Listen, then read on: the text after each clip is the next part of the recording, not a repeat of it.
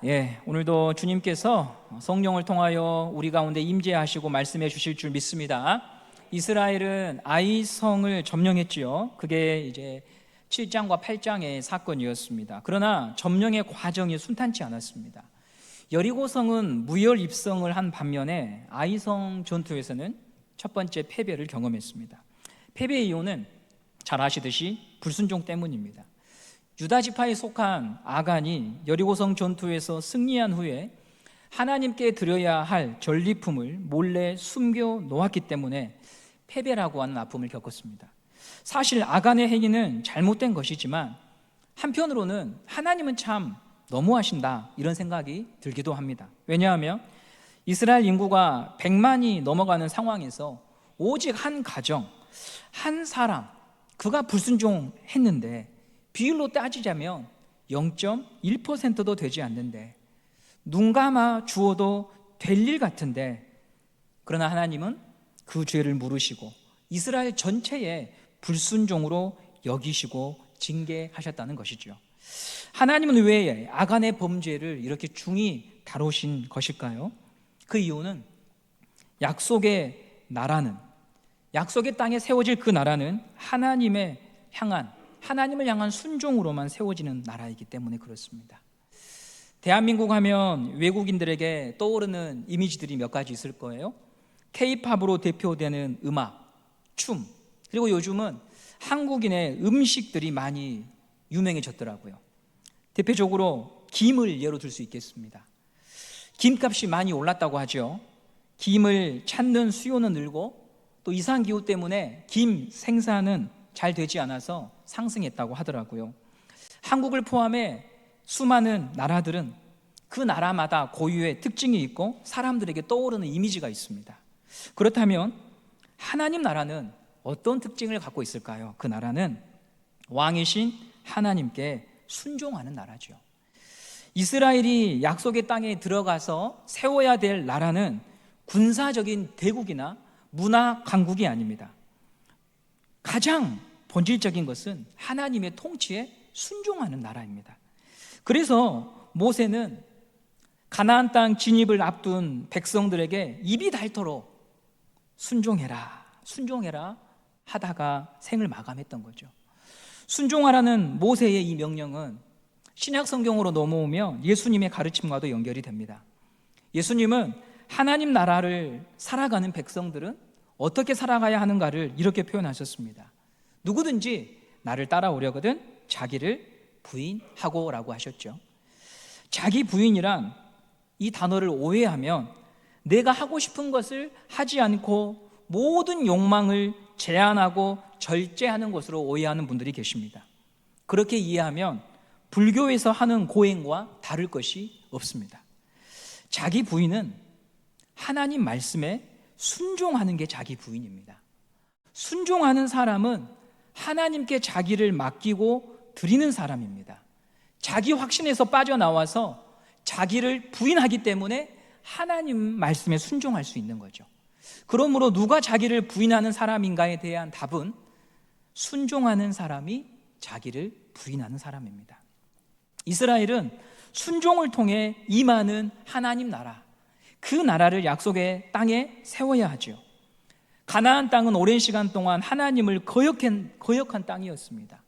이런 곳에 하나님 나라가 세워지는 길은 토지를 개간하고 건물을 세워서 임하는 나라가 아니라 그곳에 들어가는 이스라엘 백성이 말씀에 순종할 때 거기에 하나님의 나라가 임한다고 하는 것입니다. 한 사람이 예수를 믿어 순종할 때 불신 가정에 하나님 나라가 임하잖아요. 혹시 오늘 우리 가운데 홀로 신앙생활을 이어가는 분들이 계시는지 모르겠어요. 주 예수를 믿으라 그리하면 너와 내 집이 구원을 받으리라 말씀하셨습니다. 먼저 믿은 한 사람을 통해서 부모가 구원받고 형제가 구원받고 자식이 구원받습니다. 그것이 하나님의 약속입니다. 이처럼 순종은 하나님 나라의 핵심적인 요소입니다. 죄가 지배한 곳을 거룩한 땅으로 변화시키는 힘은 순종에 있습니다. 이런 이유로 하나님은 아간의 불순종을 엄히 다루신 것이죠. 아간의 불순종은 심각한 결과를 가져왔습니다. 아이성을 점령하기는 했지만 첫 번째 전투에서 패배했고요. 패배했다고 하는 소식을 가나안 민족들이 들었고 그들은 이 패배의 소식을 듣고 희망을 갖습니다. 우리도 그들을 이길 수 있겠다. 그래서 오늘 본문에 가나안 민족들이 연합 전선을 구축해서 이스라엘과 전면전을 준비하게 됩니다. 오늘 본문 9장 1절 2절 말씀을 함께 보도록 하겠습니다. 시작.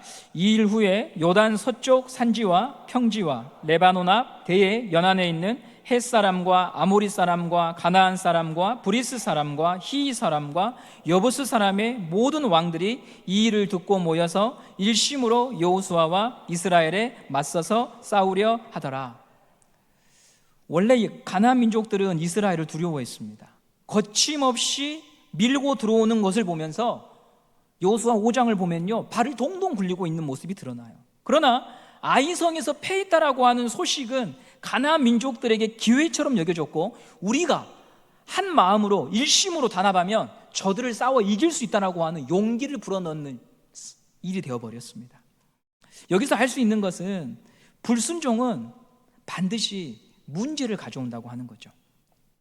죄를 짓고 난 후에 회개하면 하나님이 용서를 해주십니다. 그런데요, 죄가 가져온 결과는 고스란히 남습니다. 예를 들면 음주운전으로 누군가 인명사고를 냈습니다. 그가 그런 사고를 내고 나서 예수님의 이름으로 죄를 구하고 용서를 구하면 하나님께서 회개를 받아주시겠죠. 그러나 사고 이전으로 돌아가는 것이 아니죠.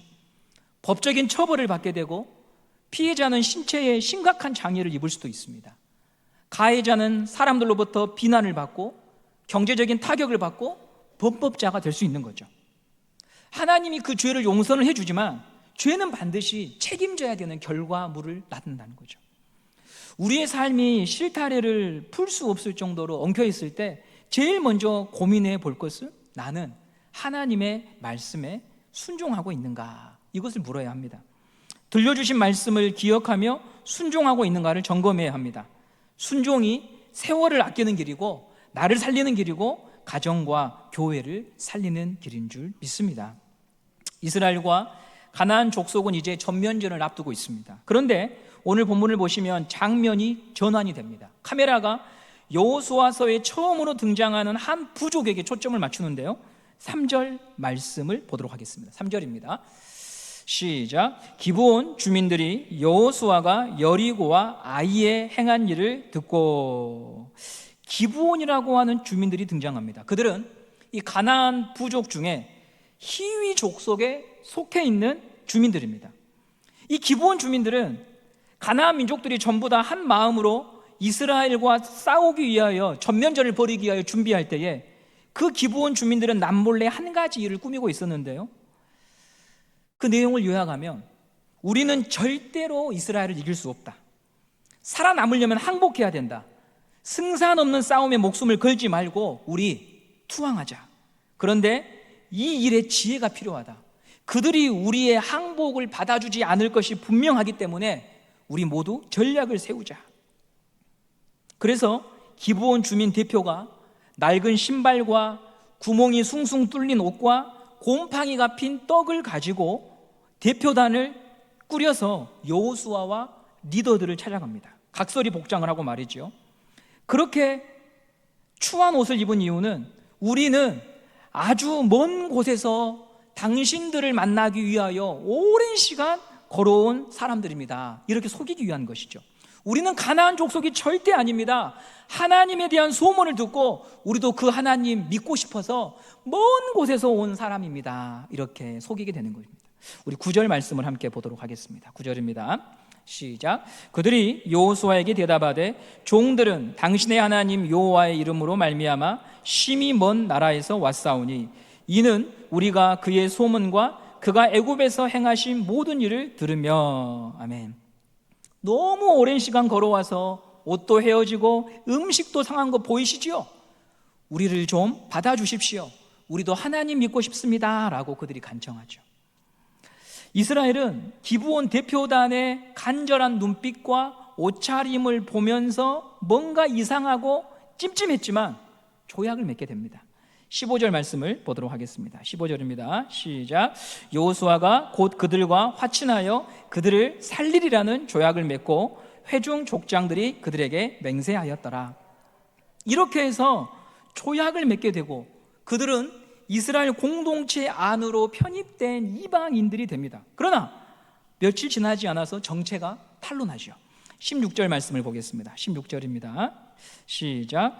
그들과 조약을 맺은 후 사흘이 지나서야 그들이 이웃에서 자기들 중에 거주하는 자들이라 함을 들으니라.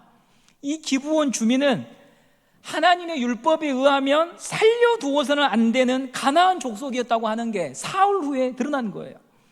이스라엘 공동체 전체가 충격을 받습니다. 도대체 우리가 무슨 일을 한 거지? 어떻게 감쪽같이 모두가 속을 수 있단 말인가 하면서 큰 혼란에 휩싸입니다. 문제가 발생하면 사람들은 이 문제가 누구 때문에 일어난 일인가 책임 추궁을 하게 되죠.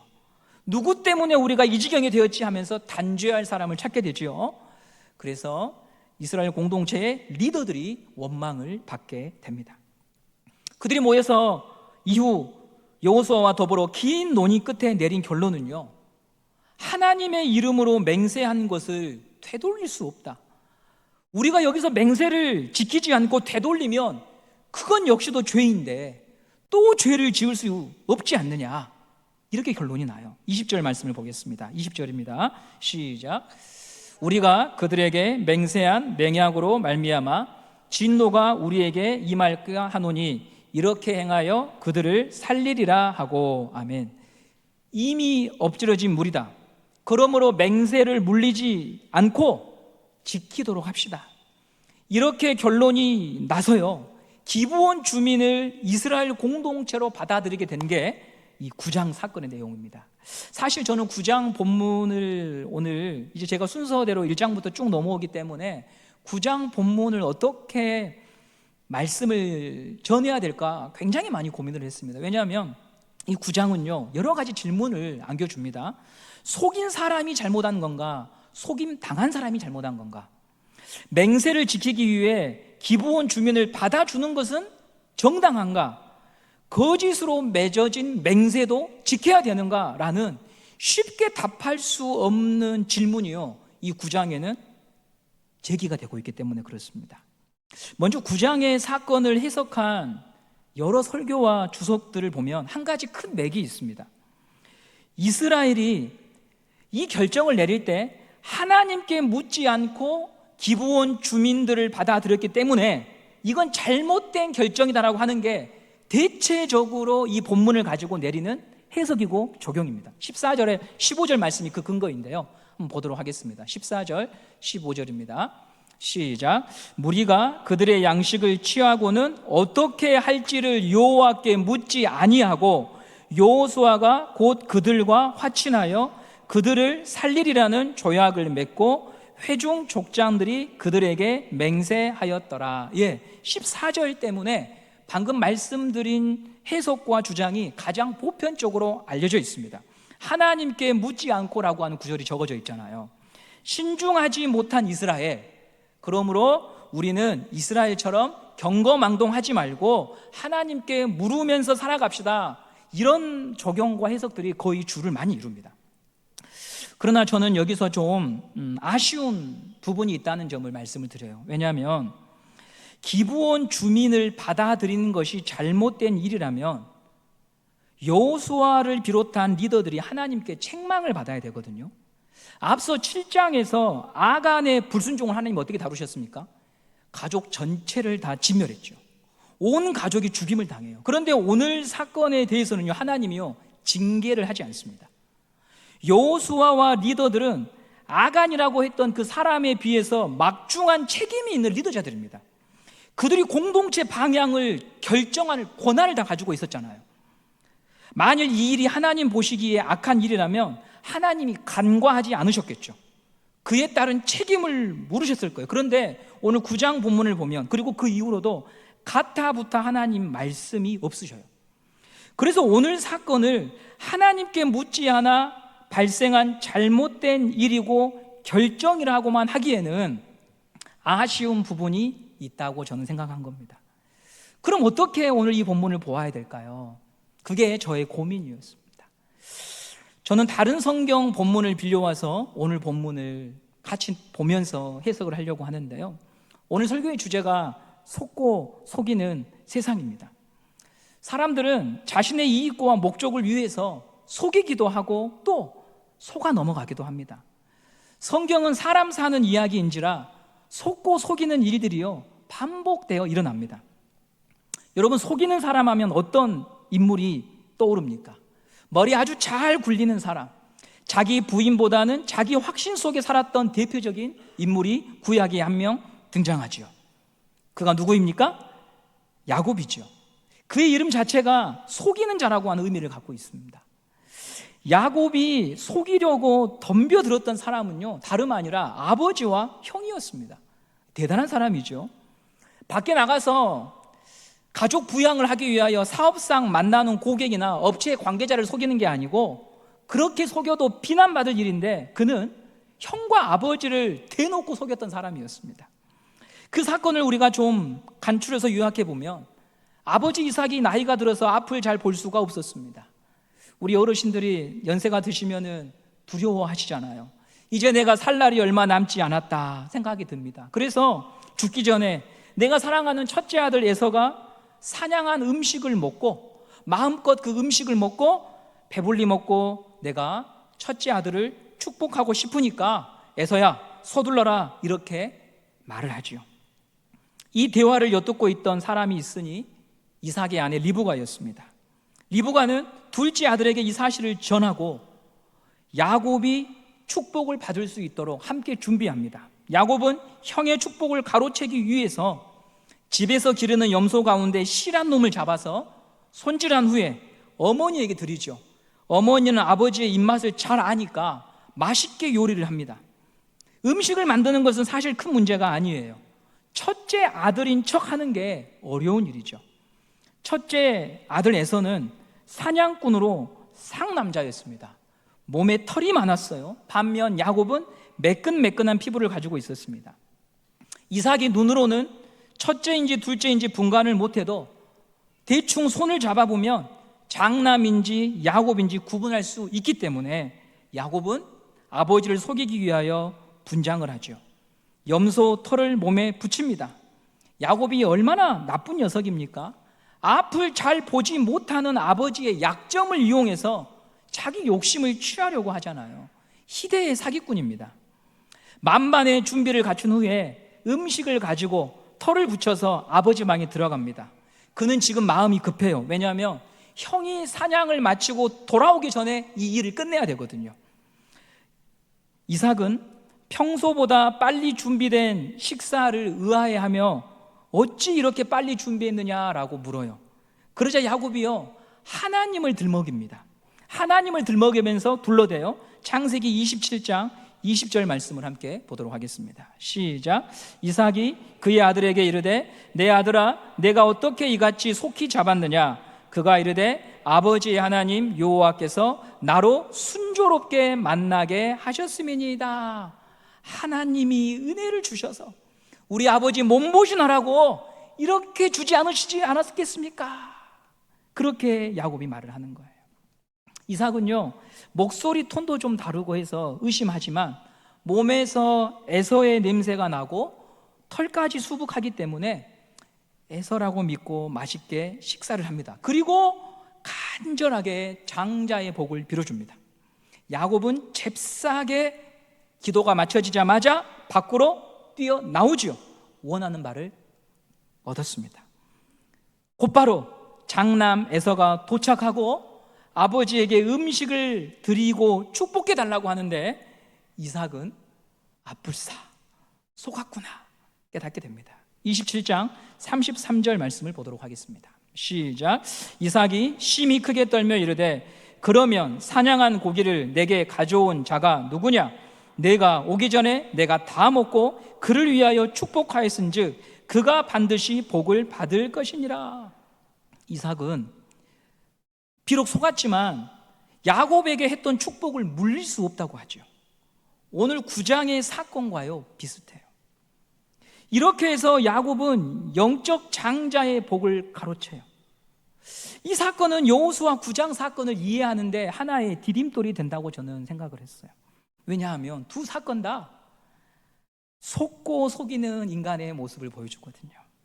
그런데 이 27장, 8장 사건을 여러분들이 한 번쯤은 다 묵상하셨을 텐데, 이것을 하나님께서 우리에게 기록하셔서 보여주신 이유가 뭘까요? 야곱이 얼마나 나쁜 놈이냐, 너희는 속이지 말고 살아라, 그걸 교훈으로 주기 위하여 남겨놓으신 것은 아닐 거예요. 이 비열한 야곱을 등장인물로 사용하셔서 우리에게 가르쳐 주시고 싶은 내용은요, 속고 속이는 인간의 비열함, 그 속에서도 하나님의 구원 계획은 막을 수 없다고 하는 것을 보여주려고 하는 것이에요.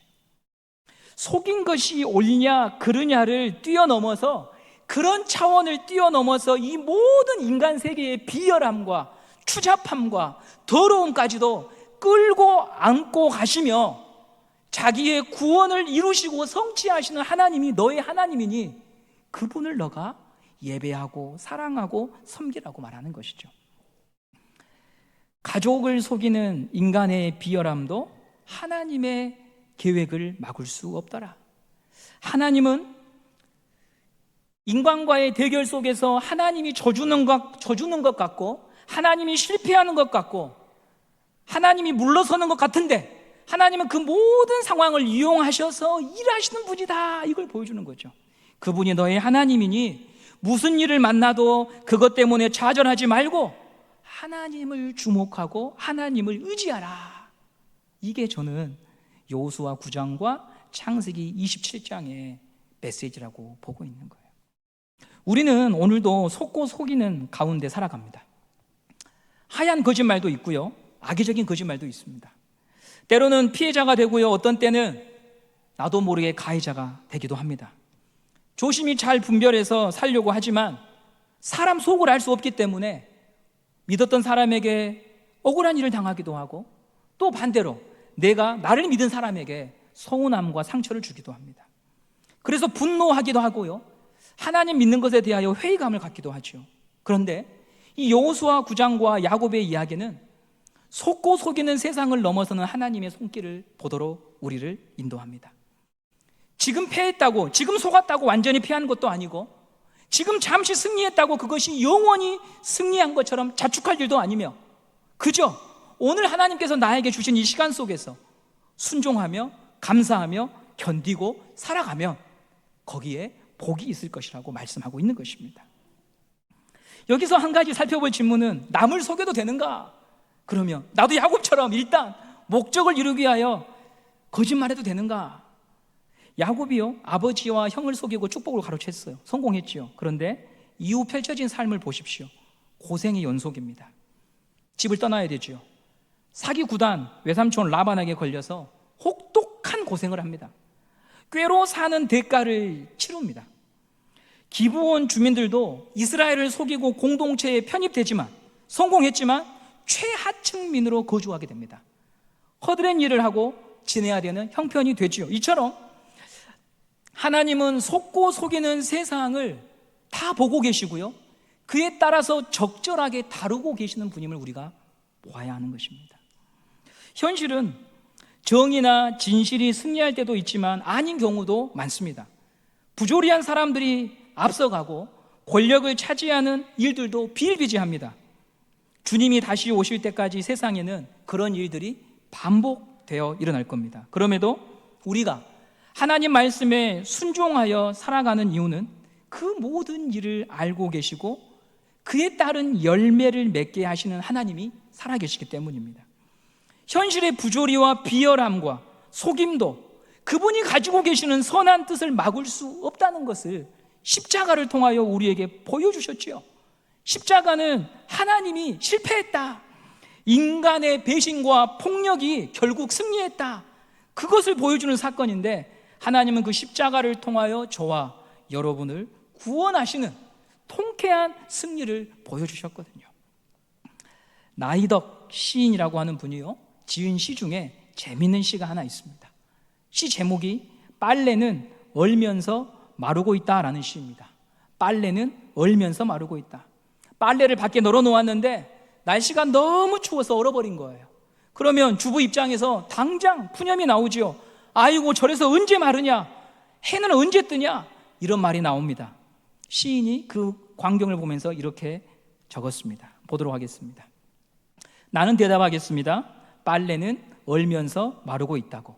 희미하지만 끝내 꺼지지 않는 게 세상엔 얼마나 많으냐고 말입니다.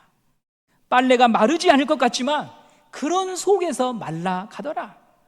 보이는 것은 불의하고 부조리해서 악이 승리하는 것 같지만, 그러나 그것으로 결론이 나지 않고 안 될 것 같은데 거기에 희망이 있고 하나님이 되게 하시는 신비가 있더라. 누구보다 이런 믿음을 갖고 사는 사람들이 하나님의 백성인 줄 믿습니다. 오늘도 고단한 삶을 살아오시느라 수고 많으셨습니다. 생각한 것과는 너무나 다른 현실로 인해서 빨래를 널어놨는데 꽁꽁 얼어서 고드름이 맺혀 속상한 마음을 가지신 분들도 계실 겁니다. 그런데 여러분, 하나님이 살아계십니다. 내 마음처럼 되지 않는 이 현실에, 속고 속이는 현실에 시퍼렇게 살아계셔서 우리를 향한 당신의 선한 일을 끝까지 이루어 가심을 우리가 믿고 하나님을 찬양해야겠습니다. 가끔은 나무가 아니라 숲을 보는 눈이 필요합니다. 저 나쁜 놈, 어떻게 사람이 저럴 수 있지? 라고 하는 개개인의 모습만이 아니라 이 천하 모든 세계를 통치하시는 그 하나님을 우리가 묵상하고 바라볼 필요가 있습니다. 속고 속이는 세상을 품고 가시는 하나님의 그 넓은 품 안에 우리의 인생이 안겨져 있다고 하는 것을 잠시 묵상할 수 있는 예배의 자리가 되기를 원합니다. 그 품이 우리를 안고 있기에 누구도 그 품에서 우리를 꺼내지 못하고 하나님께서 우리를 마지막 그 순간까지 함께 가시고 인도하심을 믿고 오늘 여러분에게 펼쳐져 있는 그 하루를 감사함으로 살아내는 우리 모든 은성교회 성도님들 되시기를 간절히 소망합니다. 시편 말씀 한 구절 읽고 마치겠습니다. 시편 94편 19절 말씀입니다. 시작. 내 속에 근심이 많을 때에 주의 위안이 내 영혼을 즐겁게 하시나이다. 아멘. 우리에겐 근심이 있지만 그 근심과 더불어 주님이 주시는 위안도 있다고 하는 거 여러분 꼭 기억하십시오. 근심이 없는 게 아닙니다. 그 근심을 덮으시고 그 근심 속에 찾아오시는 주님이 계심을 여러분 바라보시고 우리 주님으로 인하여 또다시 우리에게 주어진 인생을 감사하며 걸어가는 우리 모든 은성교회 성도님들 되시기를 간절히 소망합니다.